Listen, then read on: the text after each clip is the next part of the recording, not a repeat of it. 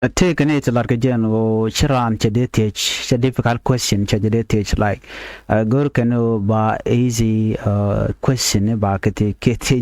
tactic.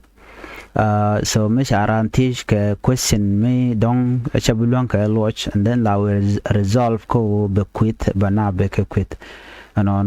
nuääri we dan bumet kon ke ngwana ti kon kalon ko de kon koloch but we are afraid no de kon kalon Misharan cha ti ke ka winmon tinana rudin ko dobre na nyam ko je mi je joje no shi society dan to move forward take a la link ba kalin and wo men dien je ko man jakon ko chi kon bo nyam sometime chala no jin chi gwadan titin chi ditin okay lat kan odi many space manager ya leka ba ko de na de ko won nyam shu na chu ko rut gwa scale lo chicken billet chicken tel gwa bu goten so you just want them to be there okay kay mo kare shi ne ken yo bu yana na ketel kwan telekwan telepiu okay ngai kona diality ne mission awu goten na wutin dong dol ke somewhere gathering mishalat bi dor biganen chaga ban pin telekwan mi hatin here god natin bloy not betet teloy not like karwani to go but deep down inside mi je togo no mi che jeni yo chang telam gad ke jo cham telador but ti ka matot mi shutup shu kam ken eden content yen gwadul kana mo mi do di no gono gwa mi long ben manana de cham a she more ke shendo no gono je long no jin ba jilyak gwada more dul kana mo mi shu weteno jin much ke you are giver kwal gad ku nin ga ke bot telepiu telekwan telme cham kana kano go jeno ba ju lyak anything content yen kel te keril malalar kano nena wa koni yenye duelo mi se kula te ka more thing be kula give out ti ka dor bi kula to ana ko jin telme dire top wa da dan chuji telme cham ga gad ko poni telme cham mi dor bi to bangi jo te ka mi dor ba cham gad ko but ke society dan ko do content ngai content be bay kon shush kon chi man content ni tam yes chol ko ru dan no ko kone la nala kan la kon ka moch moy kona yes moy kona ngai kono de kon jalde kon nyor jala mi nyor ke jaka nuere la ja tal ke base food fan maintain wenamo but cha kam ke everything rar baga kam kendial la kona nyur chire me chang mutot ko kon bane cham je kel jelot ko mo nyur jali cha la no everything that you have you give it to that person ko egas chejan but there's something mutike jin gwada mo den bi dil kam be cham ko ti ga dor but mutel dor no unless mutot cham yen mu bian yen je biya cham ko je kel jan lat kenono cha la no you give everything and then ba ko ngaje no jin jiram mo go that is not a good giving. Nueri kon chana shush katungwan. Tungwan shush ko kon rai nam rai kona. Kon cha kon ship. And native modong de larno native jack in the first place. La larka no gat mi pide kun man kana gwanti chidier kaja watik de la jack along. And then with the day bala mes kwang bala yong kwang bala chur mu wi ka society dana tam de je kana mo jatin jagak riuga no wan kan wore jaren jako nang ka nying nat ja ka lung ka luk she manaken chukon bene ko gade shabule lung gade sharam dit batele gat no lug man kana wan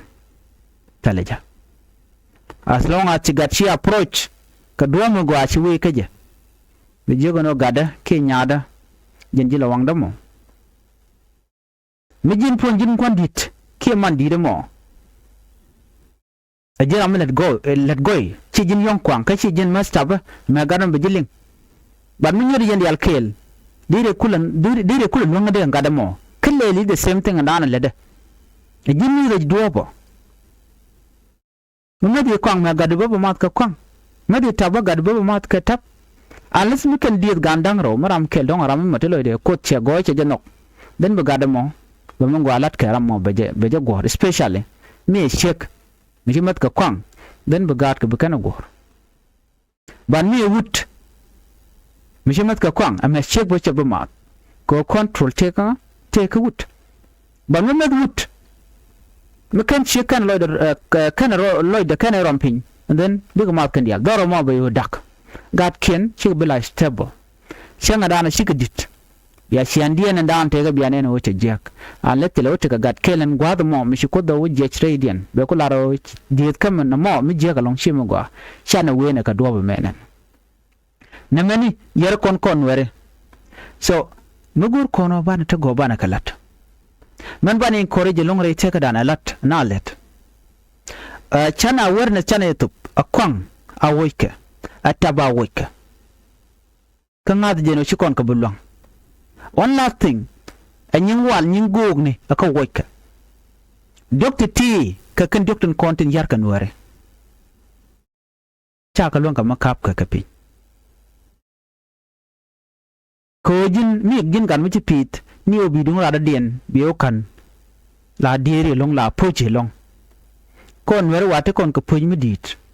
ano bi mi jek belat la lugino ba ju ke kala rami jek janwa kona la re no mi chete ka jalmi ben ga kon ban ji treat go we treat that person very well ko run ba kono la da gwa dan choten